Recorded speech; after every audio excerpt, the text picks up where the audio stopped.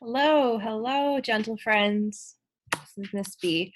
I just wanted to make a video and check in and see how everyone's doing. I also put up some work, so I wanted to make sure I went over all of that with you. But first, I hope everyone's healthy, happy.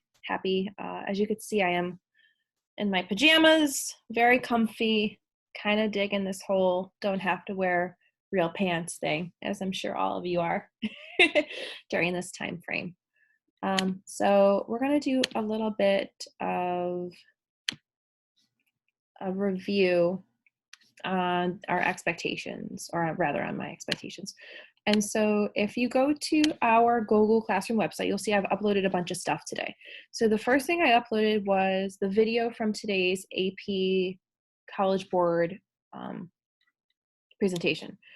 Really informative. I highly suggest you watch. It's about 41 minutes long, so I don't know, get comfy, watch it. But definitely very informative, and it gave a little bit of an insight to see what the College Board is looking for, what they're expecting to go over with all of you. And while nothing has been clarified in terms of the specifics on the exam, I'm still leaning heavily toward my theory, which is you have one essay, 45 minutes, that's it.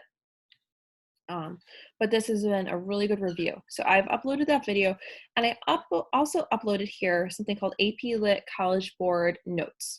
So I'm just going to pull that up. As you can see, there you go. These notes are taken by myself on the video. I'm going to be updating these daily. So this is just the first video. I also hyperlinked it here. And it's just a little bit of information in terms of what's to be expected in the video and what they went over specifically with structure in regards to poetry. So I took all of the notes here. You'll see that I kind of, in these brackets, I'm talking directly to you. So whenever you see those brackets, those are pertaining to you specifically. And I also asked a question here. Would a creation of a Google spreadsheet on poetry form, specifics, and time periods be helpful? I want to make sure I'm getting information and resources to you all that is actually going to be useful. So if you can, please respond in here. Let me know what you think.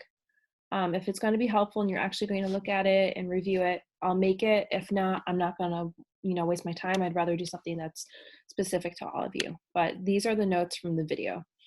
And like I said, I'm just going to keep adding to it and adding to it every day. So that's been uploaded, and that's here. I also uploaded an assignment called Distance Learning for today. Now, in terms of like assignment, guys, this is really casual.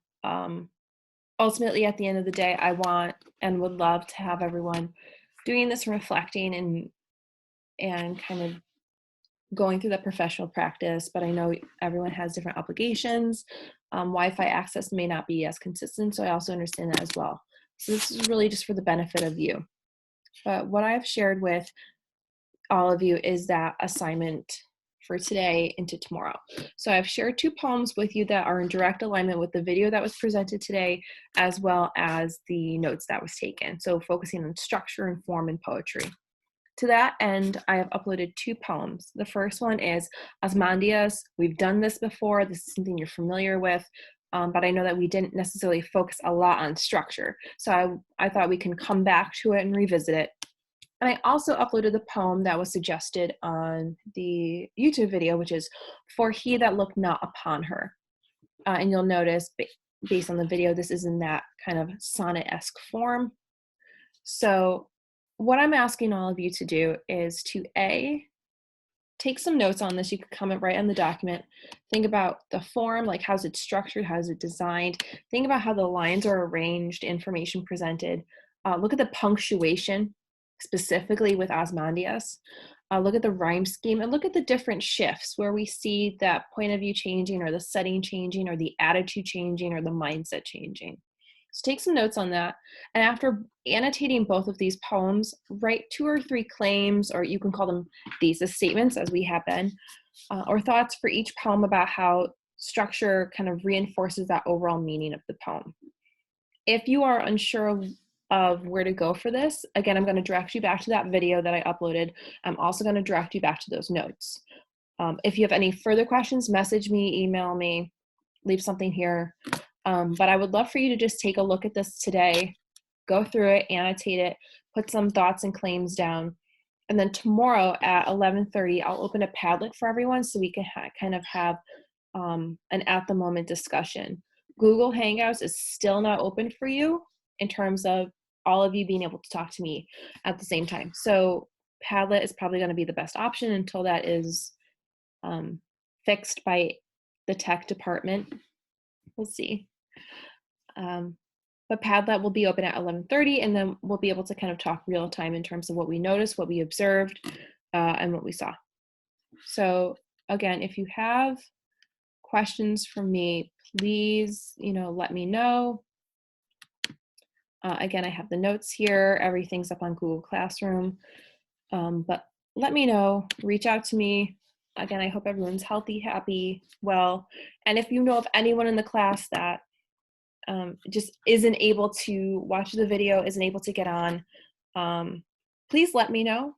Obviously, all of you are kind of friends, so I think that's a fantastic thing to have in this class, which means that you're all in communication with each other. So just check in with a neighbor, check in with a friend, see how they're doing, reach out.